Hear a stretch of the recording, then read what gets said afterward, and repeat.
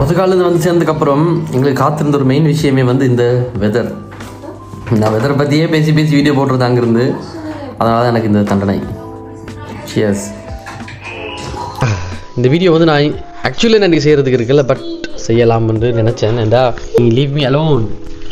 So பொதுவாக நான் Portugal போயிட்டு வந்ததுக்கப்புறம் இந்த வீடியோ ஏன் செய்யலாம்னு நினச்சேன்னு சொன்னால், ஜெர்மனியை பற்றி ஒரு சில ஃபீட்பேக் கொடுக்கலாம், ப்ளஸ் போர்த்துகாலை பற்றி ஃபீட்பேக் கொடுக்கலாம் தான் நான் இந்த வீடியோ நான் ஸ்டார்ட் பண்ணேன். ஐ ஆம் சர்ப்ரைஸ்ட். உண்மையாக எனக்கு போயிட்டு வந்து பார்த்ததுக்கப்புறம் எனக்கு ரொம்ப இதாக இருந்துச்சு. நான் அங்கே போனதுக்கப்புறம் நான் முக்கியமாக அங்கே போகும்போதே நான் ஒரு பிளான் வச்சுருந்தேன். என்னென்னா, நான் அங்கே போய் அங்கே இருக்கிற அந்த வீசா சிஸ்டம்ஸ், மக்கள் நிறைய பேர் அங்கே வேலைக்கெல்லாம் வராங்கன்னு கேள்விப்பட்டேன். அதில் அங்கே வந்து ஒரு ஈஸியான ஜாப் சீக்கர் வீசா எல்லாம் இருக்குது, இதை பற்றி விசாரிச்சுட்டு வரலாம்னு போய் போனேன். ஐ மீன் அதையும் வந்து நான் ஒரு பாட்டாக வச்சு தான் போனேன். பட் அங்கே போய் பார்த்ததுக்கப்புறம் எனக்கு அது வந்து ஒரு பெனிஃபிட்டான விஷயமா தெரியல ஊரில் இருக்கிற மக்களுக்கு. ஸோ நான் இன்னும் கொஞ்சம் ஏர்லியாக போயிருந்தேன் போர்த்துகாலுக்கு. என்னால் வந்து மிஸ்டர் அஜித் மீட் பண்ணியிருக்கலாம், ஆக்டர் அஜித்தை. அடுத்தது நான் இன்னொரு பிளான் வச்சுருந்தேன், அங்கே போய் ரொனால்டோட வீட்டை போய் பார்க்கலாம் அப்படின்னு. ஐயோ இவன் வந்துட்டானே. ரொனால்டோட வீடியோ பார்க்கலாம், சிஆரோட வீடியோவை. பட் என்ன நடந்து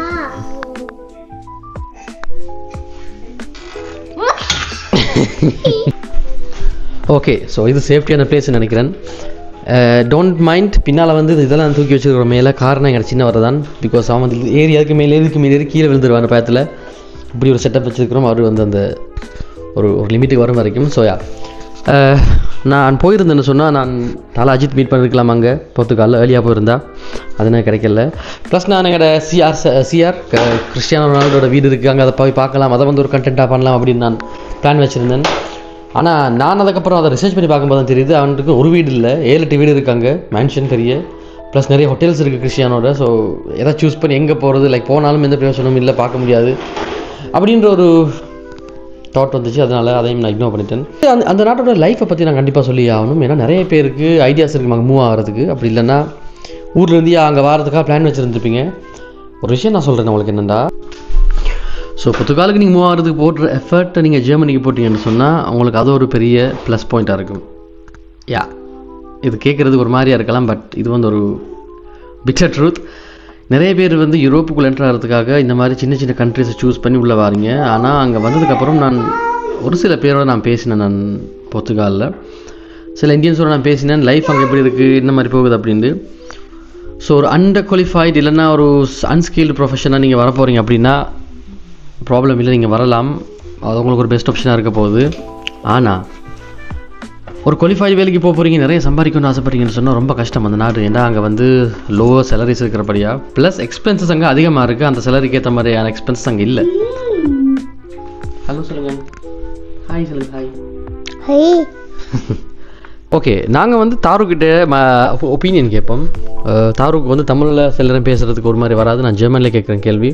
உங்களுக்கு ஜெர்மன் கொஞ்சம் படித்த மாதிரி இருக்கும். Okay, also jetzt los. Taruk, wie gefällt dir Portugal? Schön. Was schön? Portugal ist schön. Wie gefällt dir Portugal? Schön. Okay, kannst du deine Meinung sagen? Portugal ist schön. Und was gefällt dir nicht? Teuer. Was teuer? Wie teuer? So அங்கே போயிட்டு வந்ததுக்கப்புறம் தான் எனக்கு ஒரு விஷயம் தோணுது, நான் இங்கே இருக்கிறது வந்து எவ்வளோ பிளஸ்டான ஒரு விஷயம் அப்படின்னு. First of all quality of life வந்து ரொம்ப டவுன் அங்கே. அது வந்து ரொம்ப ரொம்ப டவுன். நான் அதை இப்போயும் சொல்கிறேன். ஏன்னா நாங்கள் வந்து நிறைய பிளேஸில் தெரிஞ்சுட்டு வந்தேன் நான். அடுத்தது வந்து ஜெர்மனியில் ஆஃபர் பண்ணக்கூடிய இந்த சிஸ்டம்ஸ். இன்னொன்று டோல்ஸ். நான் வண்டி ஓடிட்டு போகும்போது அங்கே 2-3 பிளேஸில் வந்து நான் டோல்ஸ் காசு கட்டினேன். நான் டோல்ஸுக்கு காசு கட்டினேன் அங்கே. அண்ட் சர்ப்ரைசிங்லி அங்கே நான் ஒரு டோல் இருக்குது, லிஸ்பனுக்கு நான் காரோவிலேருந்து லிஸ்பன் போகும்போது நான் டோல் ஒன்றுக்கு காசு கட்டினேன். 23 யூரோஸ் ஒரு 1 வே டோலுக்கு. ரிட்டர்ன் ஆகும்போது தான் திரும்ப 23 யூரோஸ் கட்டினேன் அந்த டோலுக்கு. எனக்கு அது உண்மையாகவே என்னை ஹர்ட் பண்ணிச்சு அந்த விஷயம். அவ்வளோ ஒரு சின்ன நாட்டில், அந்த நாட்டில் இருக்கக்கூடிய ஒரு வளங்களே ரொம்ப கம்மி கம்பேரிங் டு ஜெர்மனி. நீங்கள் வந்து எங்கிட்ட ஏன்டா இவ்வளோ 23 யூரோஸ் வந்து டேக்ஸாக கழிக்கிறீங்க எனக்கு அப்படின்னு சத்தியமாக எனக்கு கோவம் வந்து அந்த நேரம். பட் ஸ்டில் நான் ஒரு டூரிஸ்ட்ன்றபடியா இட்ஸ் ஓகே, இட்ஸ் ஃபைன். அடுத்தது பேபி ஐட்டம்ஸ். ஸோ சின்ன குழந்தைகளோட அங்கே போகிறவங்க ரொம்ப ரொம்ப ரொம்ப ரொம்ப நீங்கள் வந்து சர்ப்ரைஸ் ஆக போகிறீங்க. ஏன்னா அங்கே பேபி ஐட்டம்ஸ் வந்து ரொம்ப எக்ஸ்பென்சிவாக இருக்குது. ஐ டோன்ட் நோ ஏன் அப்படி அவ்வளோ எக்ஸ்பென்சிவாக இருக்குது அங்கே. 80 யூரோஸ் எல்லாம் பெம்பர்ஸ் பிள்ளைக்கு வர பால் இதெல்லாம் வந்து ரொம்ப அதிகமான விலை. இங்கே அப்படி தான் அங்கே மக்கள் யூஸ் பண்ணுறாங்களா இல்லாட்டி வேறு என்ன மாதிரி வேறு என்ன மேட்சும் பர்ச்சேஸ் பண்ணுறாங்களான்னு எனக்கு தெரியல.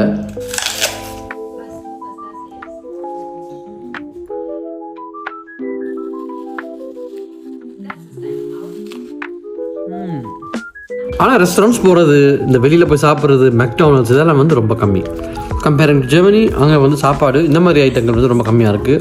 ஏன்னா அங்கே நிறைய பேர் வந்து தன்னோட செல்ஃப் பிஸ்னஸ் வச்சுருக்காங்க. அது நான் ஒரு கவனித்த விஷயம்.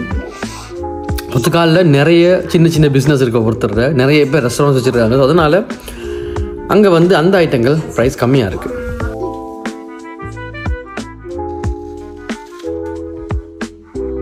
நான் இப்போ அம்மா வீட்டுக்கு போகிறது ரெடியாகிட்டு இருக்கிறேன். பிகாஸ் இன்றைக்கி சாட்டர்டே. ஸோ நான் அங்கே போயிட்டு ஜஸ்ட் மீட் பண்ணிட்டு வர போகிறேன். இன்றைக்கி அங்கே சாப்பாடு சமைக்கிறேன் வான்னு சொன்னேன். எனக்கு நீங்கள் எதுக்கும் கமெண்ட்டில் சொல்லுவீங்க நான் நெக்ஸ்ட் எங்கள் கண்ட்ரிக்கு போகணும்னு. எனக்கு ஆசையாக இருக்கிற கண்ட்ரி வந்து இனி நோர்த்துக்கு போய் பார்க்கலாம் அப்படின்ட்டு. நோர்திக் கண்ட்ரிஸ் ஸ்கண்டினேவியனில் போயிட்டு அங்கே என்ன நடக்குது, அங்கே எப்படி லைஃப் ஸ்டைல் இருக்குது மக்கள்கிட்ட போய் பார்க்கலான்னு ஆசையாக இருக்குது. ஸோ கமெண்ட் பண்ணுங்கள். அண்ட் இந்த போர்த்துகால் வீடியோ வந்து கம்ப்ளீட்லி எண்ட் ஒப்பீனியன் தான் இது. ஸோ இதில் வந்து நான் யார்டையும் உங்களுக்கு நீங்கள் வேறு ஒப்பீனியன் வச்சுருந்தீங்கன்னு சொன்னால் கண்டிப்பாக எனக்கு கமெண்ட் பண்ணுங்கள். அப்படி இல்லைன்னு சொன்னால் இது வந்து கம்ப்ளீட்லி எந்த செல்ஃப் ஒப்பீனியன் தான். நான் இந்த வேர்ல்டில் எந்த கண்ணால் நான் எப்படி பார்த்தனோ அதை தான் நான் இங்கே எக்ஸ்பிளைன் பண்ணேன். Ready for cold. ஆனால் வெதர் அப்படின்னு பார்த்தீங்கன்னா போர்த்துகால் அடிச்சிக்கவே முடியாது. உண்மையாக சொல்ல போனால் ஸ்ரீலங்கா வெதரை விட போர்த்துகால் வெதர் செம்மையாக இருந்துச்சு. அதுவும் வின்டரில். தாரோட்டை கேட்குறேன், தாருக்கு பிடிச்சிருக்கா அப்படின்ட்டு. ஓகே.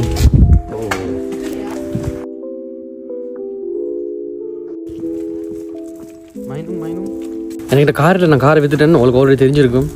நான் இப்போது கார் ஷேரிங் மூலமாக ஒரு கார் எடுத்துகிட்டு தான் அம்மா வீட்டை போகிறேன். அதையும் காட்டுறேன் உங்களுக்கு எப்படி இருக்கா வந்துட்டு. Let's go. ஸோ இதாக இருக்கு என்னோட கார் ஷேரிங். ஆல்ரெடி சார்ஜில் போட்டு வச்சுருக்கிறாங்க. ஸோ நாங்கள் எடுத்துகிட்டு போயிடலாம் இங்கேருந்து.